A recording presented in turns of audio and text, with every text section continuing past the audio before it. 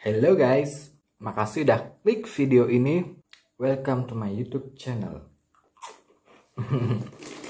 Maaf ya, aku sambil makan soalnya lapar. Jarang banget bisa makan beginian. Cuma dapetnya setahun sekali. Biasa parcel dari tetangga. Bukan parcel ya namanya, hampers. Jadi tetangga aku itu orang kaya. Dia punya dealer motor Honda gitu. So guys, kali ini aku akan nge-share tipe-tipe penumpang yang bikin kita kesal. Buat kalian yang udah nonton video sebelumnya, masih ingetkah kalian dengan video tips-tips menjadi penumpang jempolan ala Grab? Nah, kalau kalian belum nonton, nonton dulu ya. Karena ini ada hubungannya sama video itu. Di video itu menceritakan bagaimana caranya untuk menjadi penumpang jempolan ala Grab. Sedangkan video ini adalah lawan katanya dari video sebelumnya. Jadi ini adalah cara untuk menjadi customer yang menyebalkan. Yang pertama adalah penumpang fiktif atau OPIK. Nah, OPIK ini kepanjangannya adalah orderan fiktif. Pakai aksen Sunda ya guys. Tipe penumpang ini adalah tipe yang worst of the worst. Oke, jadi yang paling menyebalkan itu dia. Karena apa? Karena kita udah kerja jujur seharian, kita menunggu berjam-jam untuk mendapatkan orderan, ternyata orderan itu adalah orderan palsu. Well, masih mending sih kalau misalnya langsung di cancel gitu sama pengordernya. Tapi kalau misalnya nggak di cancel dan kita sudah menjalankan orderannya, terutama GrabFood, gimana? Meskipun Grab sudah memberikan solusi, yaitu kalau misalnya kita dapat orderan GrabFood fiktif, kita bisa mendapatkan uang kita kembali dengan cara kita memberikan makanan atau minuman yang sudah kita beli itu diberikan ke panti asuhan atau mungkin organisasi-organisasi sosial lainnya, dan setelah itu kita akan digantikan uangnya sepenuhnya oleh Grab. Dan aku inget banget orderan fiktif pertama aku adalah chat time. Jadi waktu itu aku dapat chat time di Hartono Mall. Antarnya itu ke daerah Banguntapan. Jadi itu adalah awal-awal aku bergabung Grab kan, dan aku masih jadi driver yang polos. So aku terima semua orderan. Jadi jalan ceritanya itu, dia itu nggak membalas chat aku sama sekali. Tapi aku tetap membelikan chat time itu seharga kurang lebih 21.000. Setelah aku antar, ternyata tidak ada orang yang mau mengambil chat time-nya. Dan aku udah menunggu sekitar 30 menitan aku rasa. Dan selama menunggu itu, mulai banyak pertanyaan-pertanyaan yang menjurus ke kecurigaan aku. Yang pertama adalah pengorder itu namanya kayak plat nomor. Jadi kayak R24AXZ bla bla bla gitu. Terus yang kedua, kenapa dia nggak pesen di gerai chat time yang terdekat, yaitu ada di Ambarukmo Plaza gitu. Dan kenapa dia pesannya malah di Hartono Mall, bukannya ongkirnya lebih mahal gitu kan. Yang selanjutnya adalah kenapa dia nggak membalas chat aku sama sekali. Dan dari situ aku mulai belajar, kalau misalnya nggak ada respon apa-apa dari customer, oke, bye. Aku cancel. Orderan fiktif ini juga aku pernah dapatkan yang kedua kali dan terakhirnya, semoga nggak dapat lagi ya. Itu adalah bakso babi. Jadi bakso babi itu harganya mahal sekali guys, sekitar 100 atau 200 ribu itu. Dan sayang banget kan kalau misalnya nggak dimakan, karena ini kan daging babi, jadi nggak bisa semua orang makan gitu. Dan akhirnya aku nemu sebuah panti asuhan non muslim itu di daerah dekat, kalian tahu salon Florence yang di Jalan Beo itu yang di Demangan? Nah, dekat-dekat situ. Begitu aku ngantarkan bakso babi itu, petugas panti asuhannya bilang sudah banyak yang ngasih bakso babi ke situ. Yang bikin kesal ya kalian tahu sendiri kan, kita udah kerja jujur Dan ternyata kita dikhianati sebegitu saja. Oke, yang selanjutnya adalah penumpang buru-buru.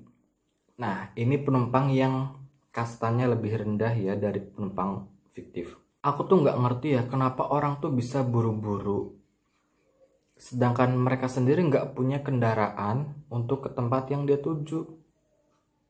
Jadi kalian itu harusnya udah tahu kan kapan kalian harus pergi, kapan kalian harus sudah sampai di tempat tujuan kalian. So, semua kuncinya ada di kalian semua. Kalian nggak bisa menyalahkan driver, karena aku yakin semua driver tuh sudah bisa mengestimasi kita nyampe di tempat penjemputan berapa lama dan berapa lama kira-kira kita akan sampai di tempat tujuan gitu guys. Kalau kalian memang ingin penjemputan kalian tepat waktu, kalian bisa rencanakan orderan terjadwal. Jadi kalau misalnya kayak kalian mau ke bandara atau kereta api, kalian kan sudah harus tiba di stasiun atau bandara sekitar 1 jam sebelum keberangkatan kan. Jadi aku sarankan kalian untuk pakai fitur itu. Tapi diingat lagi ya guys, barang bawaannya jangan kebanyakan. Aku juga benci itu. Selain itu, buru-buru kan juga nggak ada faedahnya sama sekali ya. Yang ada malah kita mungkin bisa mengalami kendala di jalan gitu. Apalagi kalau misalnya kalian sudah buru-buru yang ekstrim sampai yang nabok-nabok pundak kita, ibaratkan itu sebuah beduk, itu bisa bikin konsentrasi kita buyar dan kita juga lama-lama lagi males. Mungkin kalau driver yang tega mungkin akan menurunkan kalian begitu aja tanpa menghiraukan rating atau bla bla bla. Tapi kebanyakan driver mungkin nggak tega ya untuk menurunkan kalian gitu aja. Penumpang buru-buru juga kadang ditemuin di orderan GrabFood. Well, GrabFood itu kan bukan kita yang masak. Jadi kita nggak bisa mengestimasi kapan kita akan mengantarkan makanan. Bahkan fast food sekalipun kadang mereka juga kewalahan karena kebanyakan orderan. Akhirnya waktunya nggak secepat biasanya gitu loh. Kayak McDonald's kalau misalnya lagi rame banget membludak itu, wow 2 jam ada guys, bayangkan. Jadi kita sudah menjalankan orderan dan kita rasa baik-baik aja. Ternyata kalian dibalik itu semua memberikan bintang yang jelek. Astagfirullah Rabbal Barunya. Yang selanjutnya adalah lawan dari penumpang buru-buru, yaitu penumpang bertele-tele. Siapa nih yang suka bertele-tele? Komen di bawah. Bertele-tele ini juga sangat menyebalkan ya. Karena apa? Karena kita kerja kan juga mengejar waktu ya.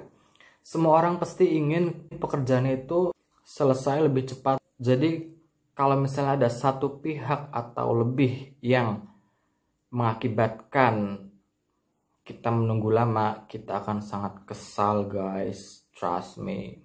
Penumpang bertele-tele ini biasanya penumpang yang lama banget. Aku udah pernah nyinggung di video lainnya. Jadi kalian jangan pernah order kalau kalian belum tiba di tempat penjemputan yang kalian inginkan. Oke?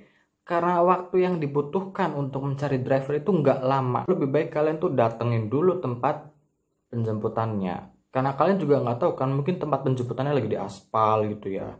Atau mungkin tempat penjemputannya lagi banjir gitu ya. Akhirnya nggak bisa dipakai. Jadi kalian harus pindah tempat lain. Tapi kalau misalnya kalian udah order dari situ, apa kabar kita?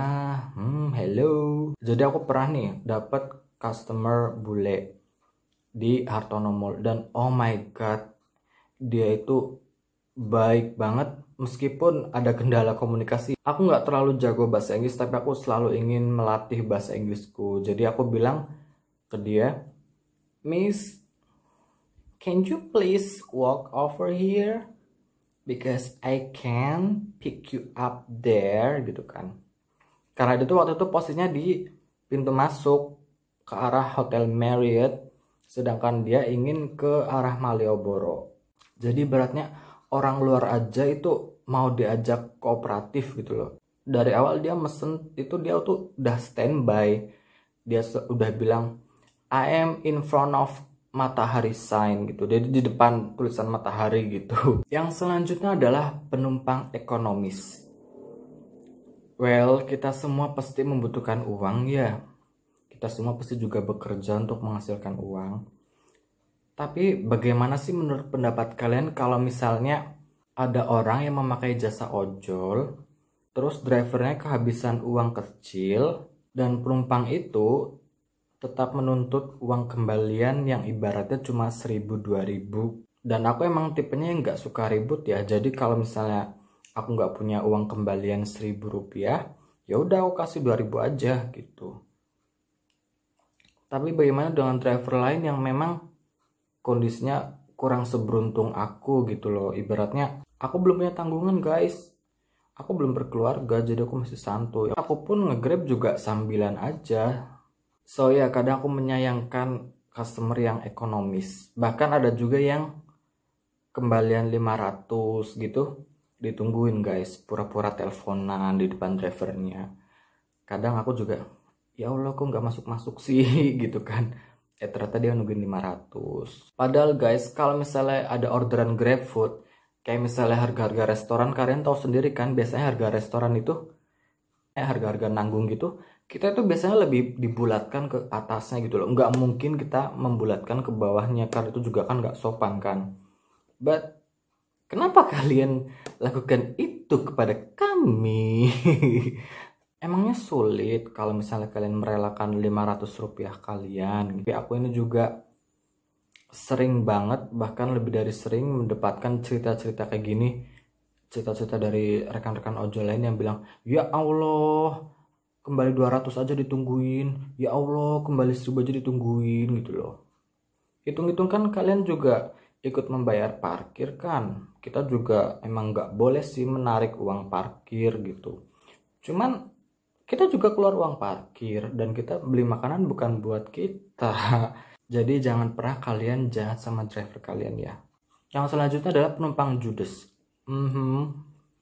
Ini aku taruh berada di bawah kasta paling bawah. Karena ini nggak terlalu bikin ngeselin sih.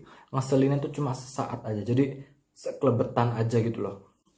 Well, gimana sih perasaan kalian kalau misalnya kalian itu menyapa orang dengan penuh antusias dan jawaban orang itu sangat datar gitu. Jadi sering banget aku dapet yang kayak gini. Biasanya tuh cewek-cewek. Aku nggak tahu ya ini memang mungkin lagi jadwal mereka atau gimana. Tapi kebanyakan cewek itu emang judes. I'm sorry to say that. Tapi emang ya kadang kayak, Mbak silakan pakai helmnya gitu kan. Dia cuma ngambil helmnya dan ngambil helmnya juga nggak santai. Jadi kayak kura-kura yang ingin masuk ke dalam tempurung. Aku salah apa Mbak? Ada juga yang diajak ngobrol kayak, Mbaknya kuliah atau kerja Mbak? Gitu kan. Kita udah dengan penuh antusias, dengan penuh keramahan. Tapi dijawabnya, enggak, iya gitu doang. Bagaimana tanggapan kalian? Komen di bawah, oke? Dan itu nggak cuma cewek aja, kadang ada beberapa cowok. Cuman kalau misalnya ini diterapin ke cowok, itu kesannya kayak cowoknya sombong gitu ya. Jadi kayak, Mas ini ya gitu kan, dia cuma, ya bedanya tipis kan. Jadi kalian tuh maunya apa? Cuma pengen diantar, nggak mau ngomong-ngomong. Ya udah tuh bilang dari awal gitu kan. Bilang aja, Mas saya lagi sakit gigi, nggak mau ngomong banyak. Oh ya oke. Pasti kita juga bakal doain, oh ya semoga cepet sembuh ya Mbak gitu. Atau mungkin, Mas aku lagi sedih, aku habis diputusin gitu kan. Oh ya, semoga Mbaknya dapat yang lebih baik gitu kan. So ya, kalian nggak punya alasan untuk menjadi judes kepada orang lain karena orang lain kan nggak tahu apa-apa. Jadi be nice to everyone, right? Am I right? Apa dengan menjadi ramah uang kalian berkurang 1 juta? Kalau misalnya iya, mending kalian jadi judes aja, oke? Segini dulu ya video aku karena aku masih lapar. Jadi aku mau lanjut makanannya, aku habisin stopless. Oke, thank you, bye.